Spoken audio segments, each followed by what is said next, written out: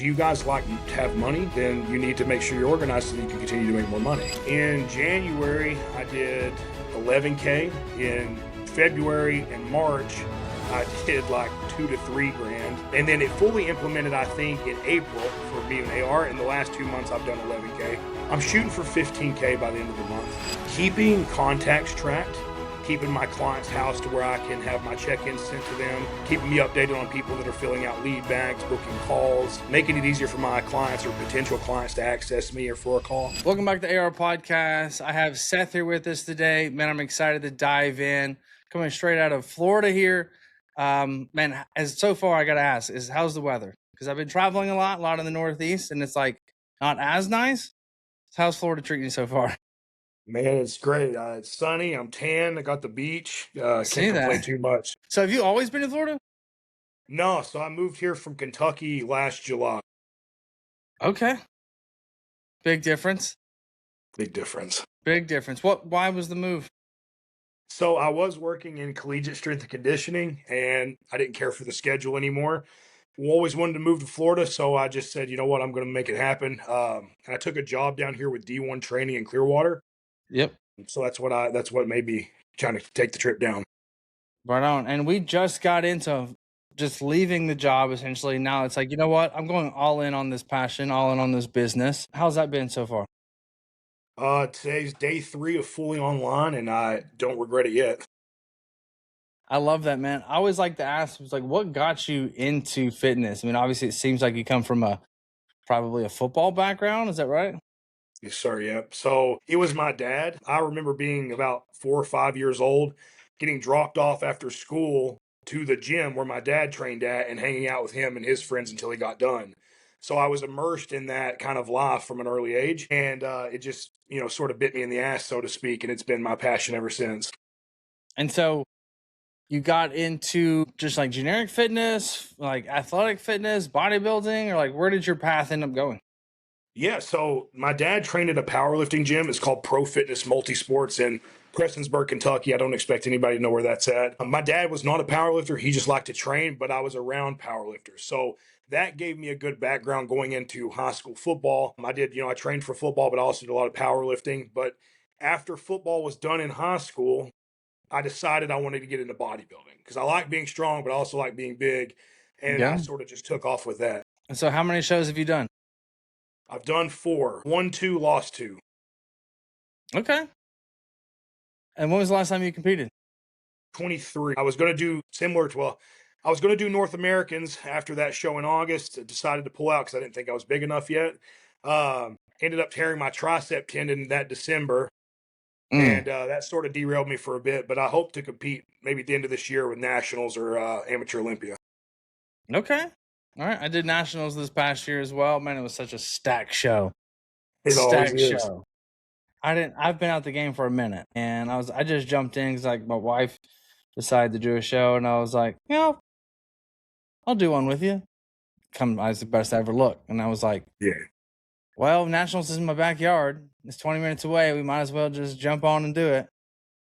Got first call outs, and I'm like, dang. Now I'm silly if I don't take a run at this thing. No, that's why you got to see it through.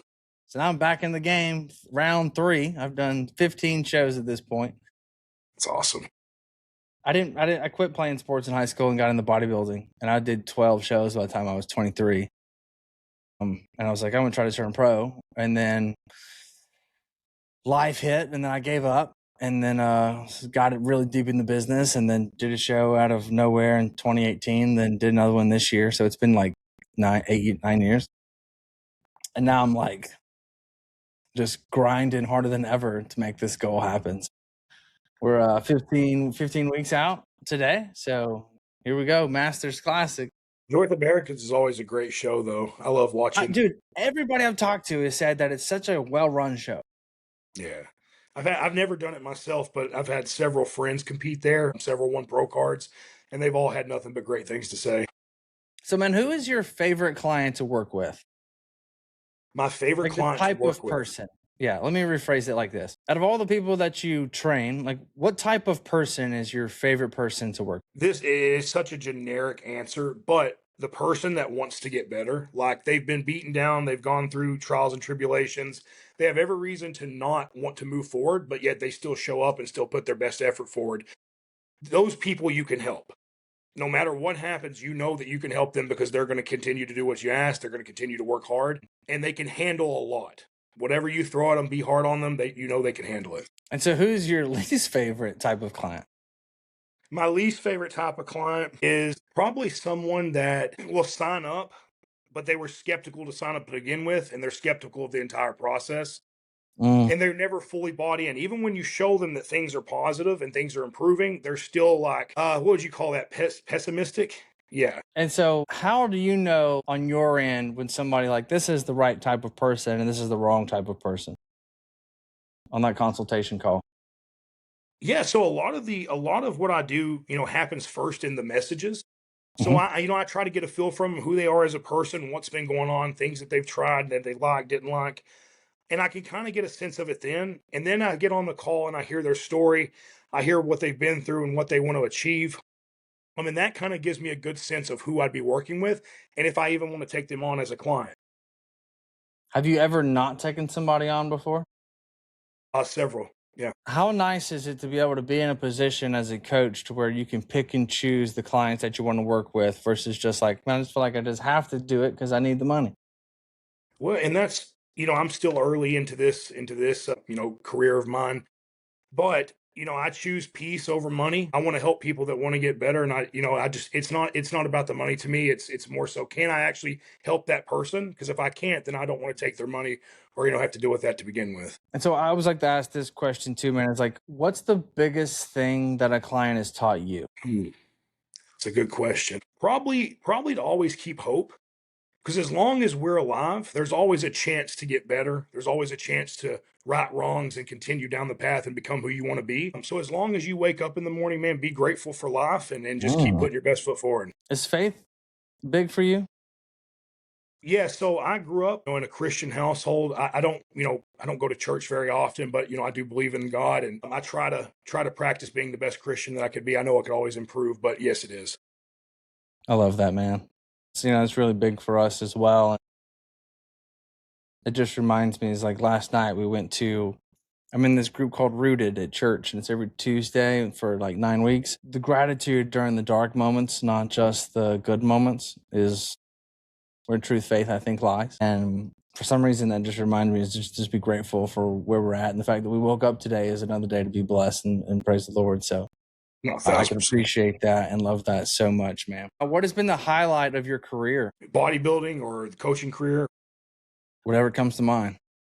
Man, the highlight of my coaching career, I'll backtrack a bit. I was a collegiate strength coach for a while. A few years I worked in high level Division I facilities as an intern, and seeing those athletes that I got to work with as an intern, and I had nothing to do with the program. I just set the workouts up. I cleaned up after them. Showed up, made shakes, but seeing those guys get drafted to the NFL, like I got to work with Cooper DeJean, Torrey Taylor, Jennings Dunker out of Iowa when I was there, and seeing those guys go on and to prosper and to be who they are, like, and to have a small part of that, like I'm talking a fraction of their success, but it means a lot to me to see the athletes that I work with, then and then the clients I work with now go on to be successful in whatever it is they want to do. So I would say like it's multiple highlights rather than just one that sticks out. And so where do you envision yourself in a year from now in your coaching business? Man, a year from now in my coaching business, I want to continue to, broaden my knowledge and who I am as a person, and to continue to just help people. If I am in the same spot I am now living in Clearwater, Florida, I love that. But I just want to continue to make an impact. Even if it's a small impact, if I can help one person every day become better or, give them some advice that means something to them, then I'm doing something correct. What do most people lack when it comes to achieving a weight loss goal? The ability to persist, because I don't think those goals are ever linear. There's a lot of highs, there's a lot of lows.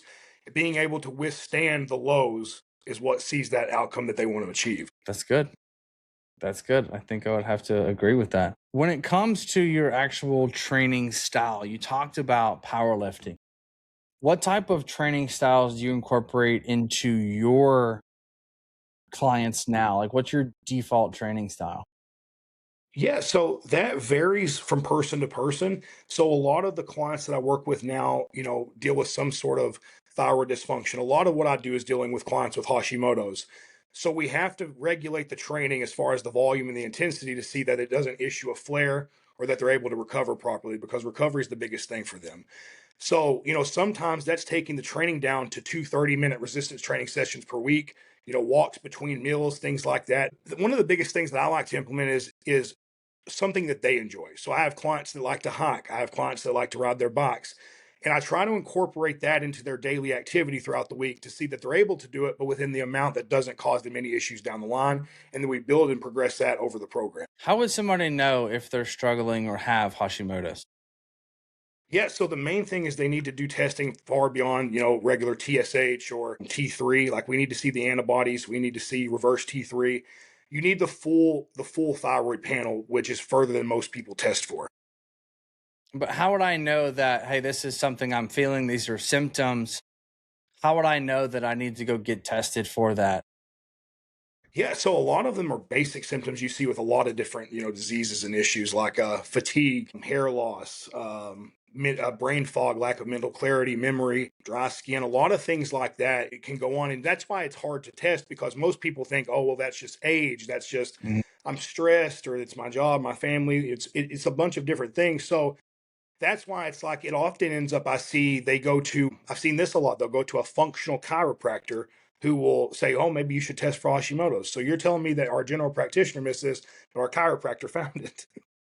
So it's one of those things. It's like you never know. But I think if anybody's doing, full comprehensive panels from a year to year basis, go ahead and test for a full thyroid panel just to see once per year.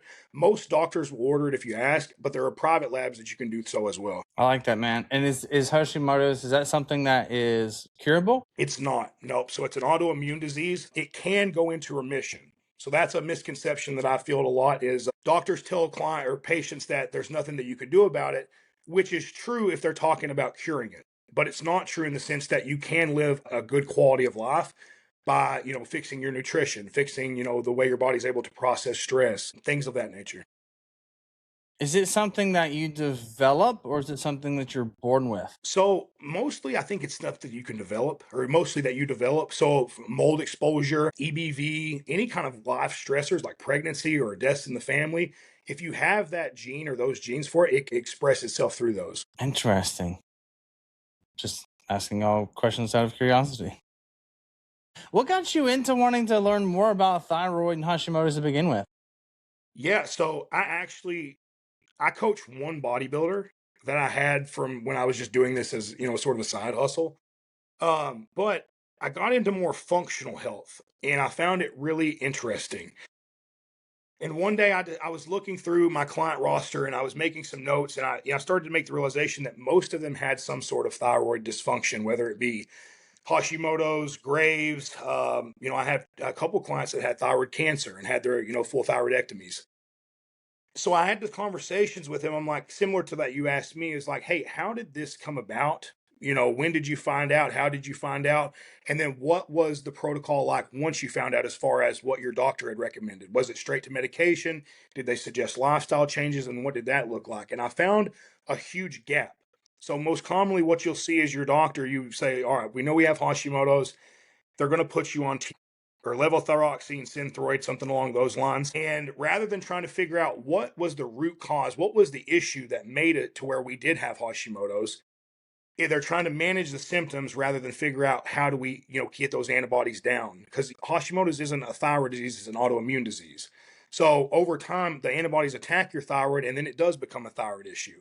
But if we can limit that attack and reduce it, well, now you have a better chance of not going on medication or limiting the amount of medication needed to be healthy. And so it's really just the gap of people that just you just so happen to be working with and what's actually being prescribed from a doctor's perspective. Yeah, so like I said, it's a lot of a lot of times the doctors just go straight to T4, but sometimes you'll see the combination T4, T3 medications. So, What are your thoughts on general doctors when it comes to things like this?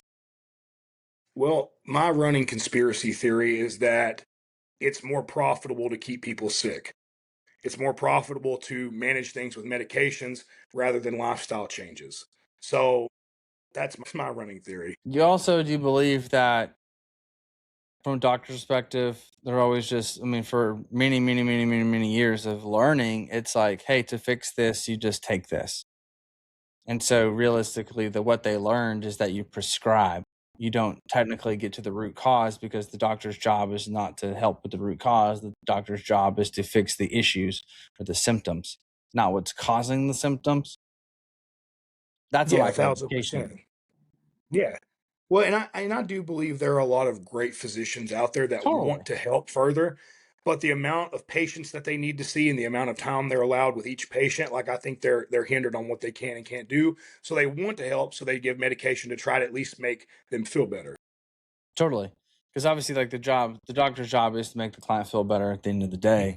And sometimes prescribing the medicine is going to be better than the hours that are required to get them to adhere to a different lifestyle or Hmm. to reduce stressors. Or like, hey, maybe we push back that caffeine in the morning. Like, how do we Yeah. reduce these cortisols and all these extra things that are going on, wrecking everything inside your body? So it totally Yeah. makes sense there. From a nutrition standpoint, when somebody has a thyroid issue, what are your main things that you try to focus on? Is there a specific type of diet? Do you like to have a certain type of like ratio to macros? Like what do you do there from a protocol perspective? So one of the main things that I want to start out by doing is just getting them to eat more consistently and increase the calorie intake, because most of the people I work with, they were hardly eating or not eating at all because of fear of food and the way they felt after they ate, whether they were getting bloated or any kind of constipation, diarrhea, any of those things. So the first thing is just let's get more food in. However, we got to do it. Now, the key thing with Hashis is that you want to, and this is different from person to person, but typically you want to pull gluten, dairy, soy, nightshades, eggs, seed oils, refined sugars, things like that. Anything that could be a potential trigger for their Hashimoto's or for a flare for Hashimoto's. So we work on making sure we pull all those out so they know how to go through like restaurants for like cross contamination, things they should look for as far as food choices in the grocery stores, and making sure that they know like, let's start tracking the data as far as let's get a baseline of food. Then we can start to change things as far as let's try this food out and see if we can tolerate it. Because I have some clients that can have gluten, I have some clients that can have dairy, but we never know unless we start that baseline and start that tracking over time. And then what they leave with is the ability to know what foods they can eat for the rest of their lives and being able to live a higher quality of life. Is this ever something where you put somebody on a Mediterranean diet or a flush protocol or something like that? Yeah, a lot of times I follow like the AIP framework as far as removing dietary antigens, um, and trying to lower just like systemic inflammation. Because what happens is a lot of times these people have gut issues. Most people with Hashis have some sort of gut issue. So we see an increased inflammation rates from that. So it's just making sure we reduce some of that inflammation over time. For those that don't know what like a flush or Mediterranean diet is, could you explain that to them? As far as what do you want me to explain? Like what type of foods would go into that, and then why would we want to do that? Yeah, so you want to eat low inflammatory foods and mostly things that are either grown in the ground or that we had to kill to harvest the meat. And those things, like I said, the low FODMAP options as far as like vegetables and things. You mainly just want to make sure you're cutting out a lot of processed foods or anything that could cause you any kind of issues. Man, so interesting. Do you ever find that people are like between, and I get this too, so no offense here, but like between the accent and then the size and then bodybuilding, it's like, man, you're like quite educated for just a farm boy meathead. Yeah, I get that one a lot, especially with the accent and then being down here in Florida. Totally. When I was lived in Alabama for 23 years and I moved to New York, like this is a good accent. I moved up there and I would talk and it looked like I was talking outside my mouth. It looked like I would sound like I'm 3 beers in and 2 pouches in. Man, it was like a lot of people just don't respect you because they're viewing your accent as just ignorance or dumb. And it's Mhm. like, no, it's just a cadence in which I talk. So I changed it by having to speak up more and doing more and wanting to sound more educated. But man, like you've got some wealth of knowledge here, and it's no wonder why clients are flocking to you that has these issues. Give me 3 things that a person that is say let's struggle and they think they might have it. What are 3 things I would do for somebody you think that might have a thyroid or a Hashimoto's? So the first thing would be, full comprehensive panels. Now, what you could also do is, a Dutch test for cortisol. You could do an oat or an organic acids test, to test things going on in the gut. That one's going to be person dependent, but I at least think you should start with a full thyroid panel. So making sure you test for your TGO, TGAB antibodies, like I said, reverse T3, things of that nature, far beyond TSH. The second thing I would do is start to focus on your nutrition. So even if you don't know like what things you should eat, what things you shouldn't eat, start at least tracking.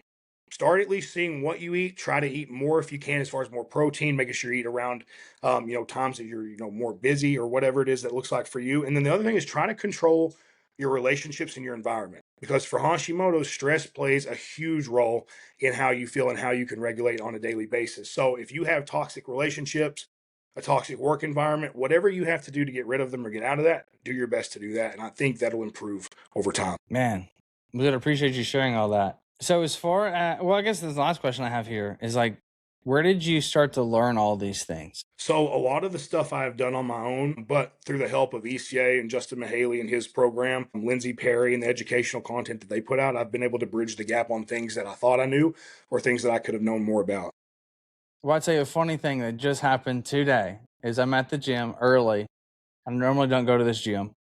I'm just getting some body work done. So I worked out prior and I see this girl and I'm like, that looks like Lindsay Perry. And I was like, she lives in Florida. She doesn't live here in Dallas. And then she comes up to me afterwards and goes, hey, I just want to introduce myself. It's Lindsay Perry. And I was like, thought so, but I was like, no, you live in Florida. And she's like, we moved here 2 months ago. And I was just like, oh, good. So too funny that like not planning this, but like, man, small world.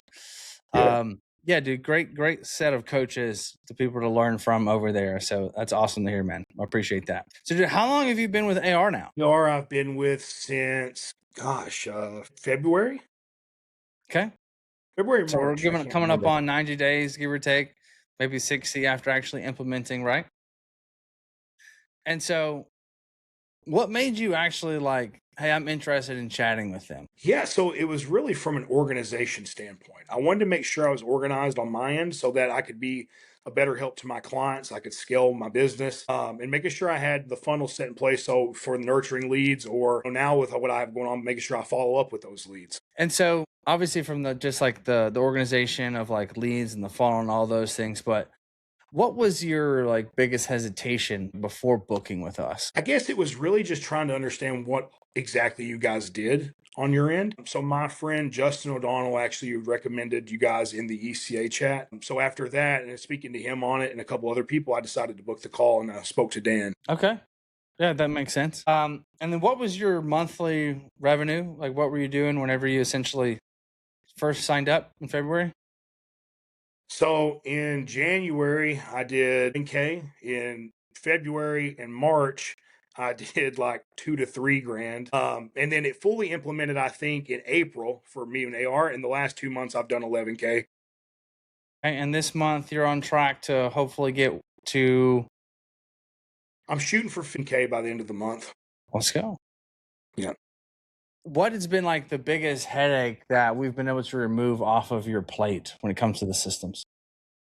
Keeping contacts tracked, keeping my client's house to where I can have my check-ins sent to them, keeping me updated on people that are filling out lead bags, booking calls, making it easier for my clients or potential clients to access me or for a call. Okay. I like those things. And so being able to onboard everybody and just make the process just smoother and easier. Do you think that it saved you time as a whole? I do, yeah. Because it keeps everything where I need it. So if I've got to find something, I go on the desk or the desktop app and just find it really quickly. Awesome. And what would you say to somebody that's like thinking about joining AR? Like, do you think it would be beneficial? What type of coach you think needs it? Like, what would you suggest for that person that's just in the same position you were? It's like, what exactly do you guys do, and do I need this? Yeah. I would first ask them do you guys like to have money? And then if they say yes, I would say then you need to make sure you're organized so that you can continue to make more money. It's a fair answer. Yeah. It is interesting how I think a lot of times, lot of coaches like, well, let me get to here and then I'm going to do this. And I find often that we can't get to here if we don't have this because it's chaos in the process. And so it's like, well, let me get more leads before I get a system to help me with the leads. And it's like, well, why don't you get a system that actually just helps you get the leads? Yeah. Right? They always plays like, was the chicken or the egg? And obviously in your situation, it's like, hey, the more organized I am, then the more I could actually do to grow the business instead of having to focus on all the missing pieces or all the manual things on the back end. I can focus on what's important. Yeah, absolutely. Well, dude, I know you mentioned potentially coming on doing a workshop here pretty soon. I basically stated, dude, I'd love to have you out. I think it'd be a lot of fun to have you here. I don't get many bodybuilder meatheads in here with me, so I'd love to bump shoulders with somebody else. But dude, man, Seth, I just want to say thanks for coming on, dude. It was a pleasure. And as always, if you need something, you just let us know. We'll take care of it. I mean, I appreciate you a ton. Thank you. Thanks, boss.